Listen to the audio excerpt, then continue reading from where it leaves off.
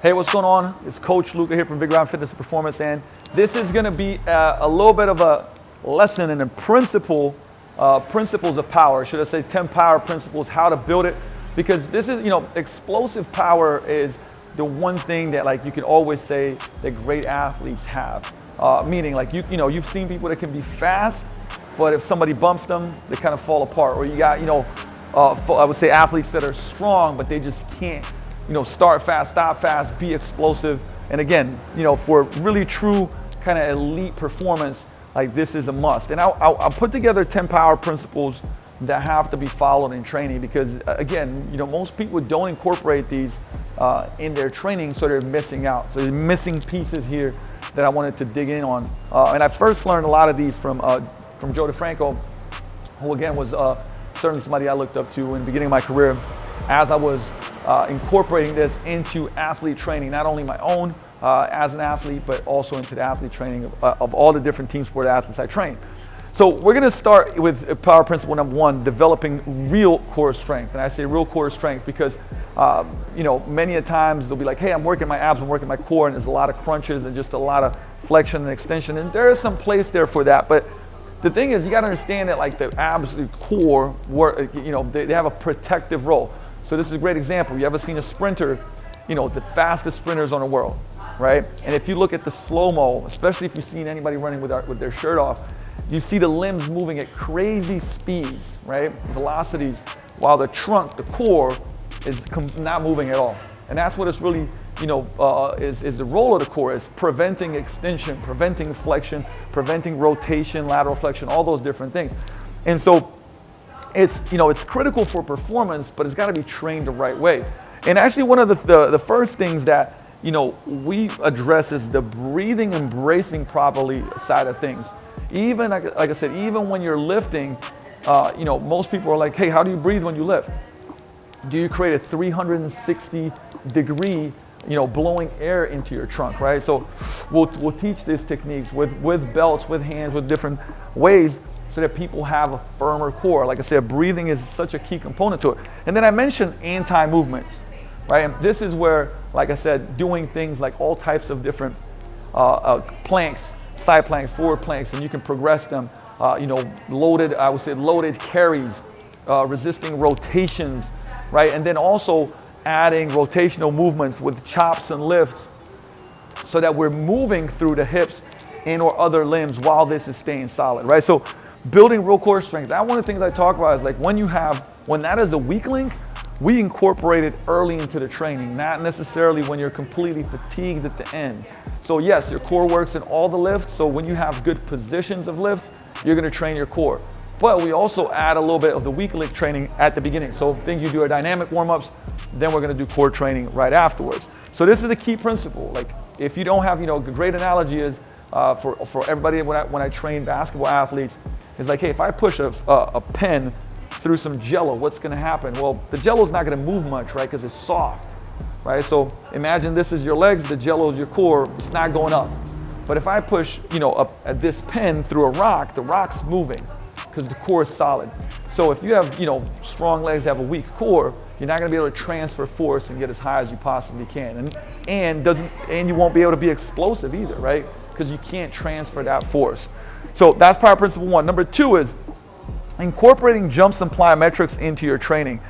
Very, very important. Now there's two distinctions. There is a difference between jumps and plyos. So generally, first of all, plyometrics, which were coined, by Verkhoshansky, and he was the person that coined not only plyometric training, but started creating kind of the methods for it.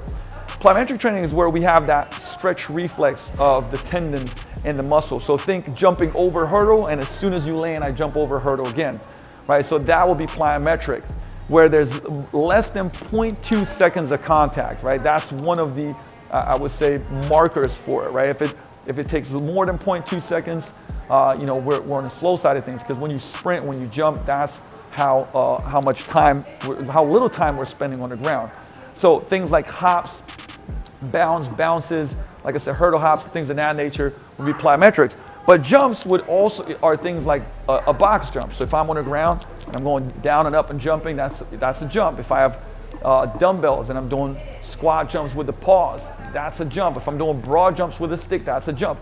Those are still important, and they're still very useful in building power, explosive strength, and also a vertical jump, right? It's not like we throw them out the window, but with the plyos, we rapidly stretch and contract the muscle, right? And again, do you incorporate these if you want to improve, especially if you're on I would say on a slower twitch side, if you're not one of those faster twitch people, bouncy people, you got to incorporate them, right? And obviously there's a time and a place. I've talked about this before, and one of the principles later, I'll talk about it too, like when should you be doing more or less of them. Power principle number 3 is mastering the Olympic lifts and or the dynamic effort method. Now, I'm a big fan of the dynamic effort method, and I'll talk a little bit about Olympic lifts as well and why we don't use them as much, okay? They're certainly not like our number 1 choice. Now, here's the deal, right? You can, something that Fred Hatfield coined as CAT training, compensatory acceleration training, where he said any barbell or any basically bar that is moved with faster intent can be then dynamic effort method, right? So just because, again, with Olympic lifts, they're more technical, right? You have to have a lot more technique. Sometimes some people don't have good anatomy for those lifts. But if we want to basically, create this explosive intent, we can do it with a trap bar, with a regular barbell squat, with a deadlift, with a bench, with you name it, right? Even like I said, single leg training. But in general, we're going to use about 50 to 75% of 1 rep max to be able to, like I said, create that acceleration, that explosive intent. But I want to give you an example because, why this load? Well, let's take a wiffle ball, a baseball, and a shot put. Okay, now just because the wiffle ball is the lightest, it doesn't mean you can throw it the farthest, right? And like I said, just because now you have the shot put, it's a lot heavier, but you can't throw it further than a baseball. The baseball has just the right amount of, I would say, tension and velocity to go the furthest, right? So it's the same thing. Like if you take a barbell and you move it, let's take for an example, a barbell squat. And I would load it with 135 pounds and I explode up, right? And it moves so fast that I can do it in less than 0.5 seconds, okay? If I do it less than 0.5 seconds, now we are now finding that the best relationship between tension and velocity, right? Speed, okay? So we'd have to go heavier. And like I said, this is usually 50 to 75% 1 rep max is usually where we find that tension. But just know, even when you're doing this type of training, if you load the bar and it's moving so fast, it almost feels awkward, right? You gotta load the bar heavier. Now, some of this is experience, but like I said, this is why I'm giving you guys this kind of, I would say, sweet spot of where you should work it. And again, I'm a bigger fan of doing non-Olympic lifts for most people because they can learn it faster. And something that I really also like to use is called VBT. I've done whole videos about this. Is velocity-based training, which means like we'll have monitors where we can see how fast the bar is moving, and now we can create an intent. And so if I say, hey, I want this bar to be moved at 1 meter per second, we can then load enough to move at 1 meter per second, which is going to build that explosive strength. Another thing when it comes to mastering the dynamic effort method is you almost are flipping around your sets and reps. So where usually you have, like, for instance, a pretty normal set and rep range is 3 sets of 8. You do things like 8 sets of 3, or 10 sets of 2, or 6 sets of 4. So it's more sets with lower reps and a good chunk of rest break, which I'll go into a little bit later as well. And something also that we love here is bands and chains. And the reason why I love bands and chains is because one of the kind of downsides of doing compensatory acceleration training is that if I take a barbell and I explode up, at the top I have to slow down. I naturally have to decelerate, which is not something that you do in sport, right? You'd continue to accelerate through a movement or through a jump. And so bands and or chains, which is basically training where we can do it's called accommodating resistance. If I take a band and put it on the barbell, as I'm going down in that kind of most compromised position at the bottom, there's actually less tension on the band. And as I go up, there's more and more and more tension, and I have to accelerate through the whole movement. So I don't decelerate at the top. I don't slow down. I have to push all the way through. So same thing with chains, which then allows us to train that acceleration and not slow down. And this is where this becomes very, very, very powerful, which leads me into ballistics, right? So think about ballistics. The main thing I kind of want to share here is that we can, when we do ballistic training, there is no slowdown. So my favorite example here is basically like medicine ball throws, right? So think med ball throws from the chest. If I load it up and I throw it out, like there's no slowing down. I'm letting the ball go. So I'm constantly accelerating it. Same thing with scoop tosses. Same thing with rotational tosses, right? And this is kind of like a lot of times a missing link in athleticism, right? Where we're not incorporating enough of, say, ballistic training, where we're letting things go and fully accelerating through it. Okay, and now here's the thing. What's the other cool thing about this is like when you look at the force curve, okay?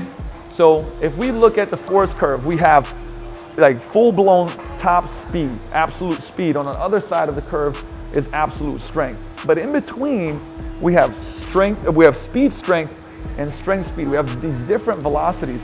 And with the combination of the principle 3 and 4, we can train that whole curve, right? And we can also, like I said, do assessments to see where an athlete is a little bit weaker and then train that so they become a better athlete, right? So incorporating ballistics is critical, which we like doing as here is the next principle that we'll go into, is in contrast training, but usually they're gonna be either paired with strength exercise or at the beginning of workout.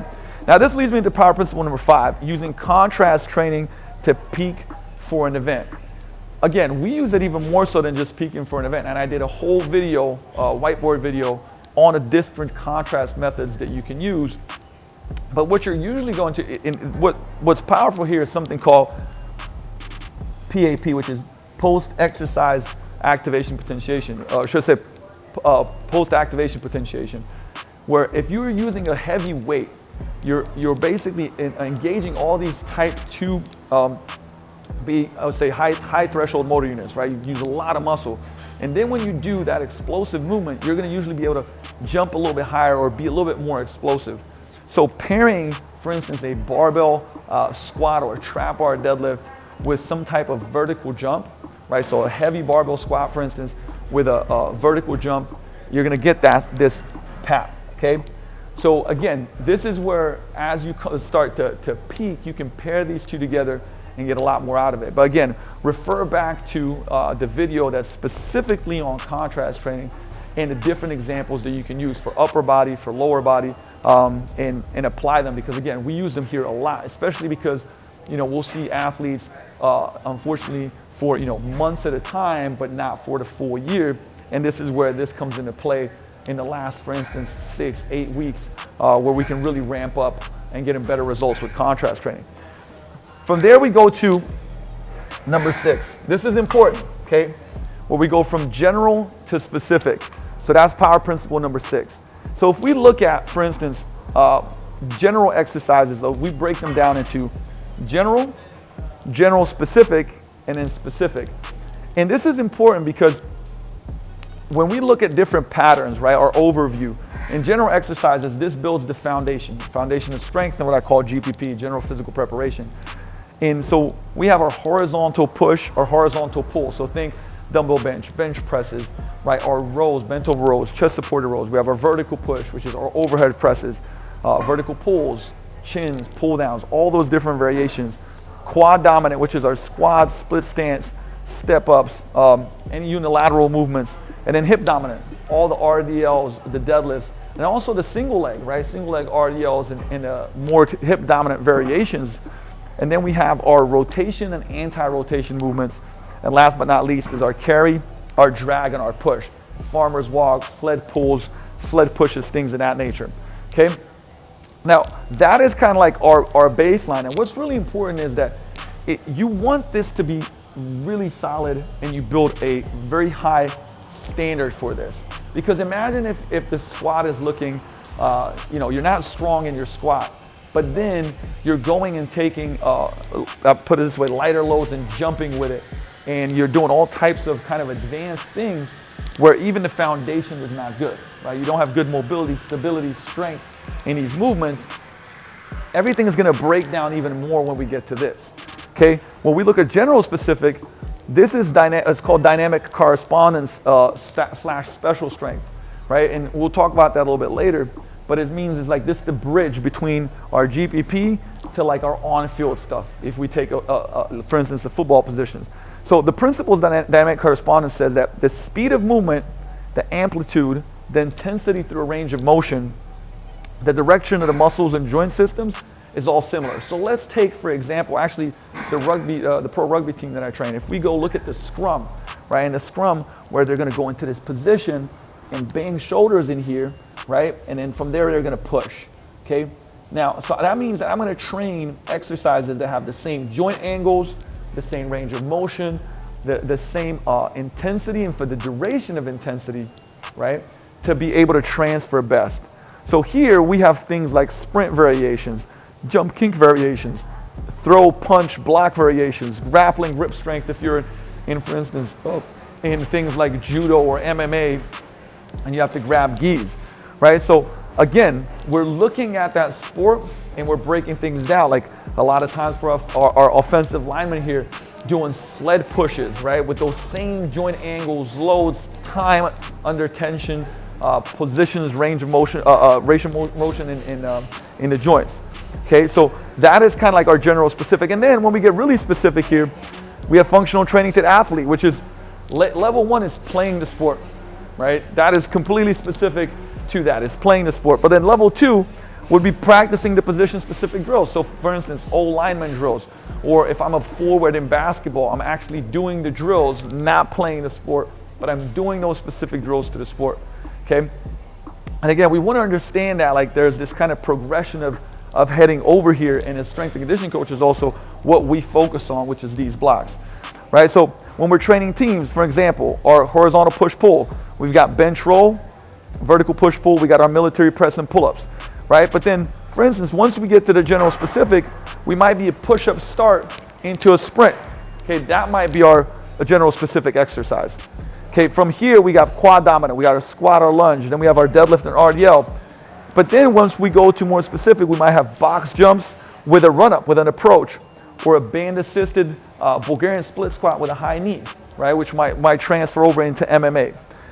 From here, you also can see chops, lifts, pal-off presses, carries, and drags, but then we have depth squat, like a depth drop into a scoop toss with overhead med ball throw, okay, or zigzag farmer's walks is a specific thing to strength, right? So you can see this, how we have this baseline foundation, and then it goes to general specific and then specific, right? So always make sure we're training from general to specific, because what we're seeing a lot of is that people start here and they don't really have a good foundation of this, and it leads to injuries, lack of performance, especially over time you're seeing where the performance drops and more injuries accumulate. So going into power principle number 7, which touches on something I mentioned in power principle number 6, which is the principle of dynamic correspondence, right? And this is, again, another term coined by Verkhoshansky. And what it talks about is that like an exercise, especially when we get to the general specific phase of training, is to have the exercise be plane specific, right? So plane meaning that plane of motion, match the duration of the movement. So for example, if an offensive lineman is gonna basically push through another lineman on the other side for 4, 5, 6, 7 seconds, that's what we wanna then train for the duration of movement. Match the angles, again, so if we're pushing into this direction, right, we wanna train those angles of direction. So we just have to understand the sport. Utilize the specific muscle groups. We wanna use the same muscle groups that are gonna be used in that movement. The intensity of the movement, again, so it's like if it's a high load or a submax load, we want to match that intensity and then match the speed of the movement as well. So that's what kind of covers the principle of dynamic correspondence. And again, this is why I would say things like, offensive linemen, it might be a better option for them to do sled pushes versus, a bench press when it comes to, what they're going to do on the field. Okay, so again, this means that you have to study the sport. And once we move from that general to general specific, having some of these exercises that kind of cover the principle of dynamic correspondence. this takes us to power principle number 8. This is one that's really misunderstood, and I'm going to kind of break down some of the things that I see a lot of, especially with high school, even some college teams, but definitely in high school a lot, and just in general with athletes, is more power with more rest, right? You'll see that this is a suggestion in a lot of kind of like textbooks, and just you'll see a lot of people here like a 1-to-5 work to rest ratio, right? So if I'm doing power work for 10 seconds, I'd have a 50-second rest break. That's I think imprecise, and the average athlete, or the average I would say rest interval is somewhere between 1 to 20 or 1 to 30. And again, if we're working on power, we're working on things like plyometrics. These are things that where we're training the nervous system to respond very, very fast, not necessarily muscles. So we're not waiting for muscles to recover. And this idea of like, I want to be tired, I want my muscles to feel it and be sore, doesn't come into play when we're training power, speed, elasticity, plyometrics, and things of that nature. So we're looking at more like 1 to 20 and 1 to 30. And an example would be like, let's take if I have my NFL athletes and we're doing speed traps and doing a 40-yard dash. And a 40-yard dash, and let's say somebody is very fast, is running a 4.5 second time. Like our rest break is going to be somewhere between 220 to 308 seconds. So that's close to 4 or 5 minutes, even almost 5.5 minutes between each one of those to get full recovery, so that we get more power, right? Because again, we want to have these attempts be at absolutely maximum intensity, maximum intent. And when it comes to elite athletes, we're looking at 1 to 50, 1 to 70. And like I've been fortunate to be around Stu McMillan, Dan Pfaff, and Altus, where they have some of the top sprinters, elite sprinters in the world. After they do a 100-meter sprint, I mean, they're resting for 7, 8, 10 minutes, 15 minutes to be able to then do this again, right? So this is very, very, very important. And again, you might be like, well, but I only have so much time. I'd still have you consider to bump up those rest times. I'll hear a lot of this where people say, hey, I'm working on my speed and my vertical jump and explosiveness. And you'll see workouts where, there's 10, 15, 20 jumps and then very short breaks and then doing them again. And really what you end up training is basically endurance, some form of conditioning, but you're not training maximal power, maximum explosive strength, maximum speed. You're not training those because you can't repeat that type of speed and velocity when you're doing that. So this is very, very, very important when you're working on this type of training. From there we go to power principle number 9, which is auto-regulating the programming. I think this is an important principle regardless, but when it comes to power, it's even more important. In a couple of ways, just some ideas that we use quite a bit of VBT, velocity-based training, and when you have, like I said, different monitors that can help you with that, you can actually tell what the baseline of a fresh athlete is with, for instance, with a specific weight. Like if they're using like 50% of their 1 rep max load on a trap bar deadlift jump, okay, this is their velocity when they're fresh. Okay, so that means that we'll know that, and then we can say, okay, cool, well, once they stop being able to move at 90% of that velocity, we end basically the sets. So while on a fresh day, maybe they'll get 8 sets, right? They'll get 8 sets of 3 jumps and they'll be fine, but when they're tired, they'll only get 3 sets. Well, we're only doing 3. That's auto-regulation. Some examples even on a power conditioning workouts is, like, let's say we're pushing a sled, right? And we have, we're pushing a sled for 10 seconds. I'm just giving an example, right? Or for 5 seconds. We're gonna measure how far they push that sled in 5 seconds. Then have a 30-second rest break. Okay, cool, well, we're gonna terminate the sets and that that part of the workout once they can't reach 90% of that. So some days, again, because they're fresher, they'll be able to do more sets. Others, they'll be able to do less because they're more tired, they didn't have as much sleep, right? We're auto-regulating the workout. We're not just trying to push our head, just because it says it on paper, we're doing that. Okay, especially when it comes to training power. Another one, I love the backwards and forward, all types of, like I said, Dynaball, med ball throws. Imagine if we're throwing it backwards for distance and we get our best throw, and then we track that, and like over time, again, we're doing our throws until we can't get 90% of that throw, which means that we're still training that really high level power and velocity. And some days it might be 12 sets or 10 sets, others it might be 3 to 4. Right? So this is a great way to adjust. And of course, back off sets, progressions, regressions. A great example of this would be like, let's say it's 4 sets of 6 reps on a back squat, and you have a day where the athlete is more tired, more beat up. We might do ramp up sets and do 2 hard sets, and then set 3 and 4 will be things like a goblet squat, a double KB squat, right? Something that's the same pattern, but we're gonna basically back off some. So they're still working hard, but they're just doing less sets on that. So we're basically managing volume, we're managing intensity and auto-regulating. And that athlete is actually gonna adapt better than when they're tired. We're we're crushing them, their form breaks down, and we kind of put them more into the hole, and we're really not developing the power. And through the power principle. So this is an important one, and what's great is to have a good baseline, because then we can tell how tired they are, how many sets they should be doing. So there's other ways to do this, but it's important to auto-regulate the programming when it comes to that, because people have lives, different recovery rates, every athlete is different, and every client is different, and this is gonna come into play. And the last one here is the force dominant versus velocity dominant athlete / client. What Eric Kersey would usually say static versus dynamic proficient. There's different names for it. But the way to do this is basically, we do 3 tests, right? So we have the counter movement jump, and we could do this on something like a just jump mat, obviously doing a touch pad. There's a number of different ways to do it. But first we do a counter movement jump. A counter movement jump is where we go down into about a quarter squat, right? And then jump as high as we possibly can. And that's gonna give us a number. From there, we're gonna do a static jump. A static jump is where we're gonna go into that quarter squat position, and just to make sure, we'll do about a 4, 5, 6 second hold in that position before they jump, right? So we make sure that they don't have any type of elastic energy stored. And what we're looking for is, like, we want that static jump to be about 80 to 85% of the counter movement jump.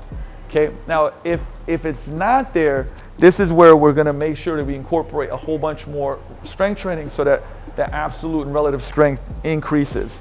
Okay, but then our third jump is gonna be from about a 12 to 20 inch box. We've done less and more too, but that's kind of our average. And what we're looking for is, like, imagine you're on a box, we're gonna step off, and as soon as we land, we're gonna explode up as high as we possibly can, right? So that's our depth jump. So now it's gonna be more stored elastic energy. And usually we want to look for about 110 to 115% of that counter movement jump as a marker. That's kind of where we want to be. And if it falls way below that, or below that in general, we're going to add more plyometric training into the programming to make sure that we increase that. Sometimes, you're going to get, I would say, people that fall short on both, and we need to improve both, right? So where you have a force dominant and velocity dominant person, there's a lot of time, actually myself, I was kind of in between that, which means improving both, right? Which a good program should do anyways. But this will give you a little bit more detail and insight on where we should push those power principles a little bit more. And so with that said, again, testing and things like that will help you with these things to better determine.